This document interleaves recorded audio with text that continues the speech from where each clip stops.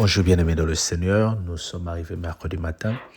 Après le grand direct hier soir, ce matin nous venons continuer Actes des Apôtres et nous lisons juste Actes chapitre 19, nous lisons les 5 premiers versets. Pendant qu'Apollos était à Corinthe, Paul, après avoir parcouru les autres provinces de l'Asie, arriva à Éphèse. Ayant rencontré quelques disciples, il leur dit : « Avez-vous reçu le Saint-Esprit quand vous avez cru ?» Ils répondirent : « Nous n'avons pas même entendu parler qu'il y a un Esprit Saint, qu'il y a un Saint-Esprit. » Il dit : « Lequel baptême avez-vous été baptisé ?» Ils répondirent : « Du baptême de Jean. » Alors Paul dit : « Jean a baptisé du baptême de repentance. Disons au peuple de croire en celui qui venait après lui, c'est-à-dire en Jésus. » Sur ces paroles, ils furent baptisés au nom du Seigneur Jésus. Sur ces paroles, ils furent baptisés au nom de Jésus. Le verset 6, on continue. Lorsque Paul eut imposé les mains sur eux, le Saint-Esprit vint sur eux et ils parlaient en langue et prophétisaient. Amen. Nous voulons introduire ce chapitre pour dire que ici, Paul est en train de signifier au peuple de Corinthe que vous avez été baptisés d'eau, mais vous n'avez pas reçu le Saint-Esprit. Ce n'est pas de leur faute parce qu'eux-mêmes disent que personne ne nous a parlé qu'il y avait un baptême du Saint-Esprit. C'est ce que nous prêchons, c'est ce que nous rappelons toujours. Le baptême d'eau ne suffit pas. Il faut qu'après ce baptême, qu'on prie pour toi, qu'on impose les mains sur toi pour recevoir le Saint-Esprit. Le Saint-Esprit est en train d'être reçu ici par l'imposition de mains. C'est très important.